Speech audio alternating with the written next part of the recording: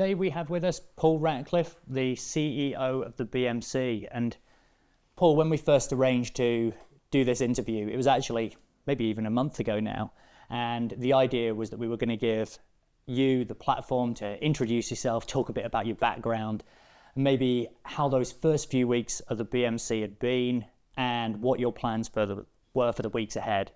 And of course, it's been a slight change of plan because last week the audit was released announcing a deficit throughout 2023 of £625,000, which sounds like a lot of money. And so that potentially changes things a little in terms of the direction we take. But I still think it's worth actually starting with how those first few months have gone for you. You started just at the beginning of this year. When you came into the BMC, what were your initial impressions of the organisation and the work that you had to do? Yeah, it feels quite a long time ago, doesn't it? Sat in the pub in Grindleford before the peak area meeting. Yeah, if I look back on the 5th of February, my plan when I started was really to build a lot of engagement with the community, to really understand the finances and get a grip of it. And number 3, to galvanise a team internally and to start to build a team during that first 3 months. The starting point, as I understood it, with the finances, we were sat at probably around a 280k loss, which was significant in itself, but it felt doable, and to sort of move reserves to around 600k by the end of the year. And then the last 3 weeks, as we got towards the final stages of the audit, to find out that then we're at a 625k loss puts a different perspective on it. But being a competitor, used to sitting on the start line and starting from zero every single time, so it just sort of resets the starting point for me, and working towards a different marker for the longer term, I suppose. Yeah, I mean, I can imagine that it feels like when you started, as I say, back in February, you were almost expecting one thing. You got an uphill struggle, with the deficit that was anticipated at the time. And then obviously when the news came through about that audit, realising that the hill maybe was significantly steeper. How do you go about rectifying that, I guess, as well? Because that's got to be one of the sort of key issues now for the foreseeable future, hasn't it? Is balancing the books. Yeah, well, step 1 is really understanding it. Once you've understood it, it's then what you can do about it. So just to be clear to all your readers, well, number 1 was a misunderstanding of how the grants operated, and misbudgeting them, which sounds as really difficult to understand how that's come about, and that's probably traced 4 years back in terms of how the UK sport grants are understood. So step 1 is to get clarity in that and what it means, operating them within the budget and the means to do that. Step 2, reconciliation of inaccuracies in VAT, which was around 61k. We're going to have an internal VAT audit now to look at the last few years to see if there's any other changes that need to be made. Number 3, contract management. We had 52k of overspend because of mismanagements of contracts and bad debtors. So doing things in the right way. If we're setting up contracts, how they're monitored, how they're reviewed, how they're established. Insurance last year, critical one. You'd have seen this year as well. We had another one where from the 1st of November last year, no one was in the FCA until I was got to put on, so we had to pause insurance, which was another 18k. So it's kind of us getting proactive in these things and getting proper business ways of working in place now. And the last one you would have seen on the term course correction, which I'm not a fan of, but redundancies, people leaving, restructuring was a significant one of 115k. So it's kind of getting all them in a ship shape and having a budget that we can operate to that's within our means now. I mean, one of the things that came out of the open forum meeting last night was the importance of having a head of finance and operations, basically, to work with you to, as you say, to get really the books balanced, the books in shape. Now, what's the timelines for that as well? Yeah, so step 1 for me is we've had some challenges within the finance team, which I think's been documented, and we've been short of staff. So very grateful for UK Sport in advising me in terms of like somebody who's best in the system. So we've contracted support in from financial lead from a different sport that's going to take us through a different process and a different way of setting up our budgets and monitoring our budgets. So hopefully this stands us in good stead for the longer term. And then during this phase, look to go out and recruit a head of finance and operations, which hopefully is in place for the back end of the summer. I need to make sure we can fit these roles within the budget though, and not spend money that we've not got at this moment in time. Yeah. I mean, this is an awkward question because people always want to apportion blame. Basically, who is to blame? Is it the board? Is it now? We're obviously sitting here with you. You started in February. Paul Davis, your predecessor, and the CFO as well have both gone. But you described, I think, it as systematic failure or bad management. What's your views on blame and who, is, for instance, left on the board and what they should do? So my personal philosophy is you never attach blame to people. I think there's always got to be a collective responsibility. And I think it was the phrase systemic failures, and you trace it all the way back from how the contracts were set up with UK Sport and the grants were established, to then how the budgets have been set each year, to then how the budget controls. So there's got to be a collective responsibility for them things. And I know it sounds awful, but you can only ever learn and put systems in place to improve. And that's where I'm coming in now. And I'm very fortunate that I think I've got a board that are good advisors to me.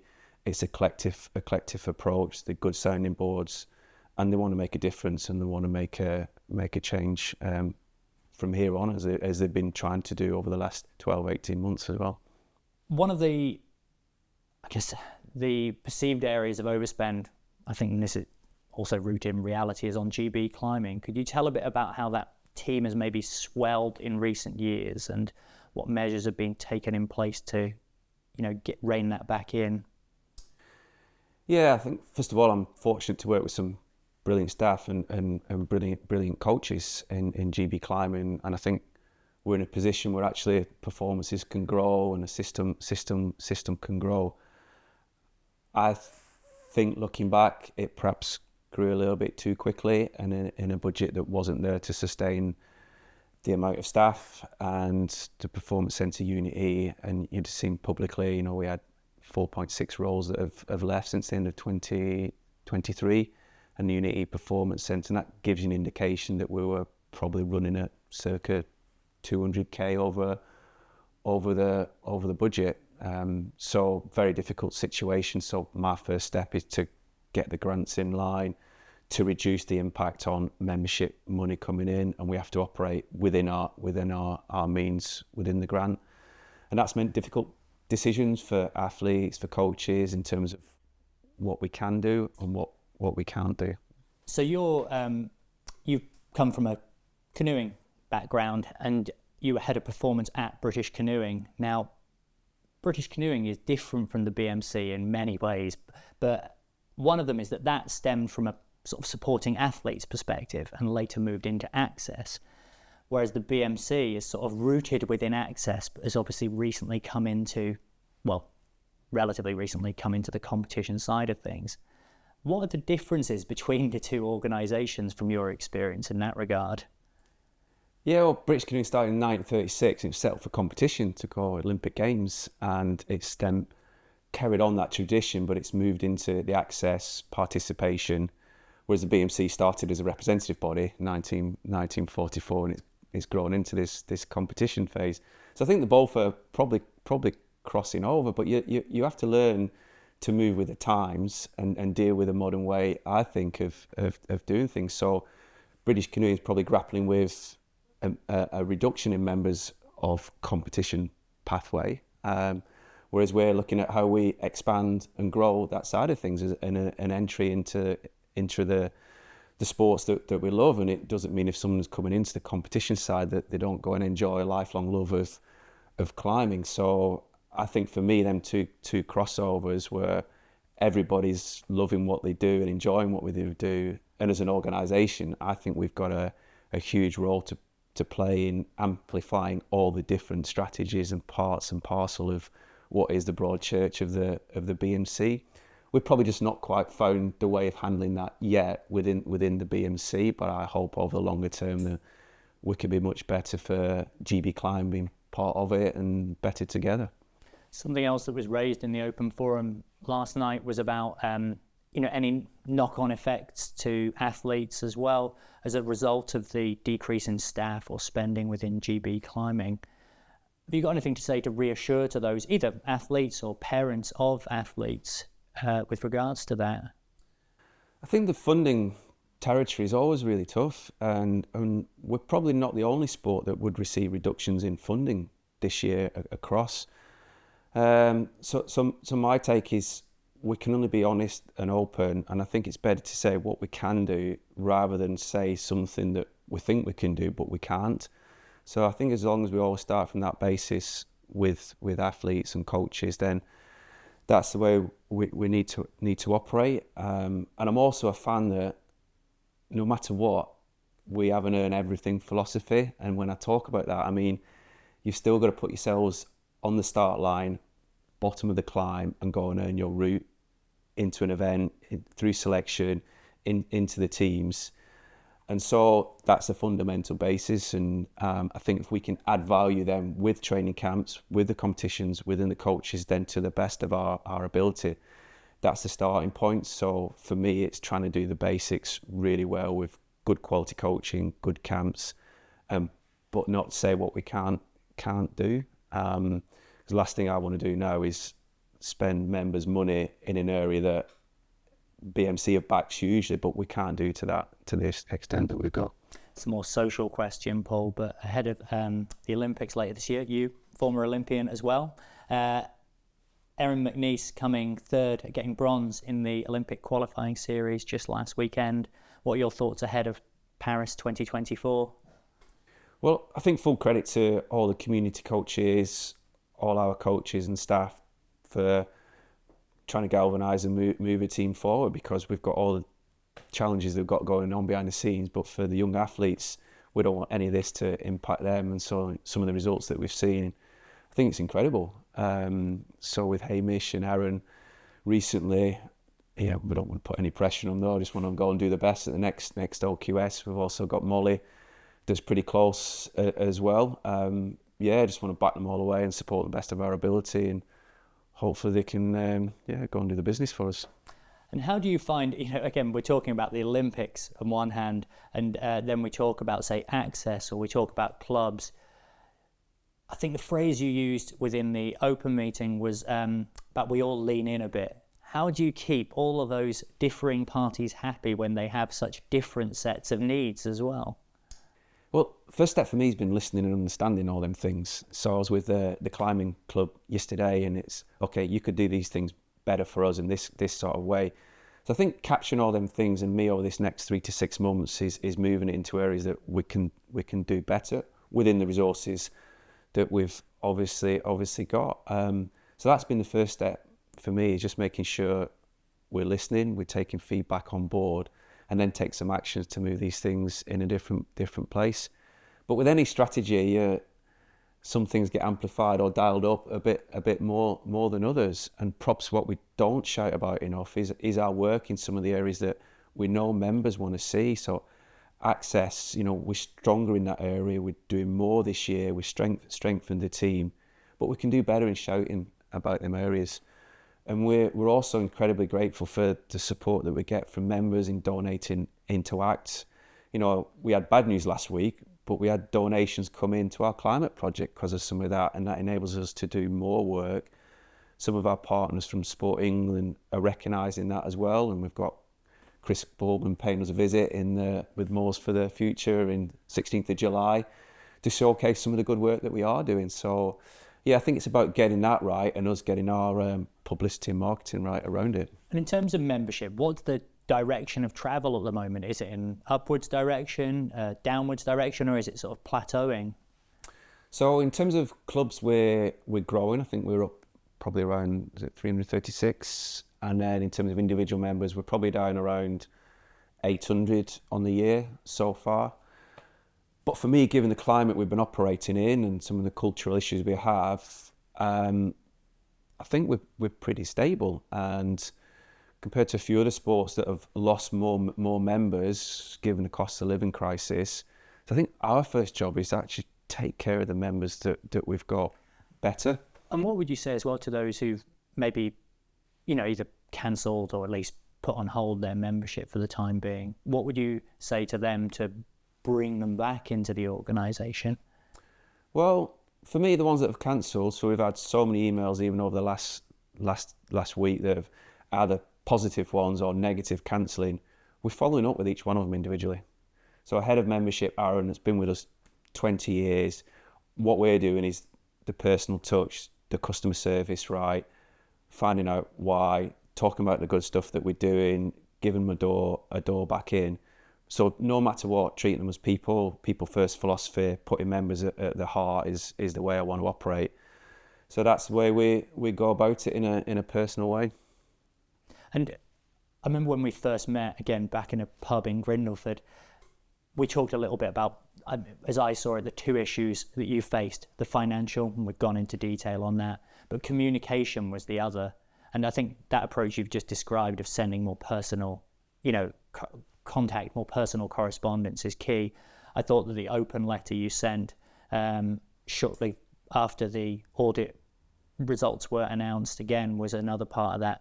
But how do you, again, see yourself as increasing that communication going forwards as well? Are there strategies in place other than this interview today? Yeah, good question. It'd be interesting your take on it, actually. What do you think members would want to see from me? I think they want to see an empathetic human who understands the need of the membership. And I think, as you've identified, it's difficult to balance because there's a lot of differing groups, and the needs of a competition climber is very different from someone in access. You obviously come from a competition background. I'm not answering the question here, am I? But I'll ramble on. But you come from a competition background, so I think you've got first-hand experience of experiencing their needs. And you were on the CCPG, the performance review group as well, so hopefully understand some of the issues that, say, the competitors are facing there. Yeah. So I'm rambling, but you cover me, Paul. No, well, communication for me is really, it's more about whether you've understood any messaging. And so it's whether our messaging is landing right. And I think that's in a variety of different mediums, because you look at different demographics, different groups, and they want communication in different ways, whether it's perhaps a magazine or compared to digital for the younger age groups. And then we've got stakeholders that we've got to communicate with. So for me, it's a variety of different means. So I want to have an engagement with our membership. So online forums is a critical one. We want to be open to members. We want to face tough questions. We want to talk about things and talk about the big issues. So as a standard one for me, I want to make sure we grow our engagement. Newsletters. So I've met with the wonderful Claire Maxted that does our Summit magazine, and we're probably going to do something every month now, and that's on the back of my personal letter, which took a lot for me to write, actually. How do I go about this? How do I want to communicate? And authenticity was a big deal for me, and I just wanted to communicate in that way. So perhaps every month we can start doing that more often through our membership. And then number 3 is obviously our regular digital through our Instagram and Facebook accounts and Twitter. So there's a variety of different means, and then you've got the strategic ones and what members want through Summit magazines as well every quarter. Because I think one of the issues throughout 2023 was it felt like there were elements of a vacuum at times. And the problem with a vacuum is that something ends up filling it, and what filled it in many instances was kind of misinformation about what was going on. And so on that note, with regards to the audit, how are you going to go about releasing the sort of, what can you release? Could you release, the sort of figures to the membership in their entirety, or with some elements redacted ahead of the AGM that's taking place next month, or is that yet to be confirmed? Well, unless somebody tells me I can't do it, my intention is the full audit goes in the paperwork for the AGM, so within our annual report. So that's the plan I'm working to. If it's any different, then I'll let you know. If I'm told I have to do any differently, but that would be my intention. Yeah. So full transparency is your A game anyway. Yeah. And as ahead of the AGM, it's online. There's been a bit of discussion and debate as to whether or not it is best online, but the reasoning for that again is, from my understanding, is primarily financial. Yeah, I smile this one because you don't know what's best because you talked about British Canoeing earlier. They had it on a Saturday and they didn't get enough members. They've now put it online midweek because they think they'll get more members. So I understand that. Given how we operated the open forum last night, if we can make it engaging, interactive, I think we'll see how it goes. We've made a decision for this year. I know some members are unhappy. It was made on a financial decision, but as long as we get the engagement right and the communication and it can be open, then I think that's the main thing. And we also recognise that some people might not want to travel either. You know, you come all the way from the southwest or all the way up the northeast to the Burton office. Perhaps that doesn't work for folk either. So it's trying to get these things right, and I appreciate we might not always land it in the right way. Another question, you're mentioning Burton Road, obviously BMC headquarters. Are there any plans for that at the moment? Because it sort of felt within the open meeting, it was alluded to maybe that things may change there, but I think that it largely depends on what is decided by, say, taking that back to members' council. Yeah, I mean, first of all, what an incredible place to have bought back in the 90s, and what the foresight was of the BMC back then, and what an amazing cultural place it is to work. My thoughts are any decision that we make on the building needs to perhaps done with proper strategy in mind in terms of the direction of the business. Is it fit for work now in this modern place? In terms of there's more online forums, how does it fit with cost effectiveness of the base of the business for the BMC? How could we perhaps move into a space where it fits more culturally with climbing, mountaineering, you know, that we can connect with people on a daily basis or something like that. So I think that needs thinking through. So I agreed with the board at the last meeting that we'd look at a feasibility study for what this might look like in the longer term. No rash decisions. Let's say if you're going to make a decision, let's take a calculated look at what the best course of action is. Yeah, because it's quite easy to go, you've got whatever £800 million asset, sell the building. There's an appeal to that, but in the short term at least. But yeah, I mean, it fixes a problem, but you've got to make a really good, sound business decision in terms of the direction of the whole business. So I think right now it's kind of just calm, cool heads. Let's work within our means. Let's get the proper flow in the run rate of every month, and then let's look at them things for the longer term. And in terms of where we go from here, so I think Roger, who is the chair of the board, had suggested that 2024 was kind of ultimately one of trying to bring about stability. 2025 was almost maintaining that, and 2026 was when we were going to hopefully see growth again. Does that chime with your thoughts?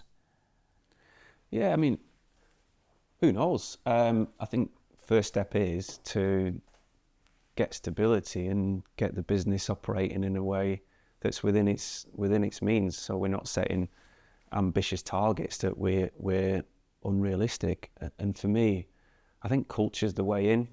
How we work with people, how we treat people, and do the things that people want the BMC to do, but do them really well to the best of our ability.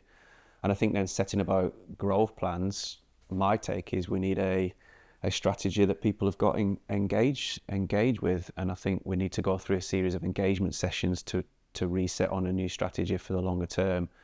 And I think there's big areas of growth that the business was set about over the last cycle, but not necessarily attacked. So some things might not be different. Hill walking, for example, there's 3 million people doing it, but what's the BMC done to actually be relevant to them 3 million people as a membership, as an offering? So that would be a critical part of it for me. Number two, if you look at the growth in climbing, was 1 million people 5 years ago in indoor walls. It's probably now 3 million people. You know, there's 1 million just going through the hangar alone. What are we going to do to be relevant to them people in terms of training, in terms of education, to connect to them? That, again, I think would be a major part of my strategy moving forward. But these things are going to take time, and you've got to set about doing these things in the right way. It needs proper engagement with the wall owners. It needs proper engagement with other agencies like Ramblers, to have proper hill walking events monthly, properly planned out. Yeah, so that'd be my take, and I think they're the two big growth areas for the BMC. And in terms of, I guess, in the here and now, given everything that's happened, how's the morale within, staff at the BMC as well? Because I'm aware that a lot of these things we've talked about, will naturally take a toll as well. And is there a sense of, is it the darkest moment before the dawn and we're about to turn a corner? What's the sort of feel of the room within Burton Road? Well, every time we have a bit of bad news, I just keep going, it's good here, isn't it? And it sort of just puts a smile on people's faces. And I've had to do these regular CE updates where I pull all the staff together, and it's a bit like, here we go again. But I think from listening to the past, what I'm trying to do is bring the information to the staff when I have it, and not going, I've got the solution, and hearing from them ideas with their thoughts, with their emotional connection, and sort of making it a pulling together rather than a done to.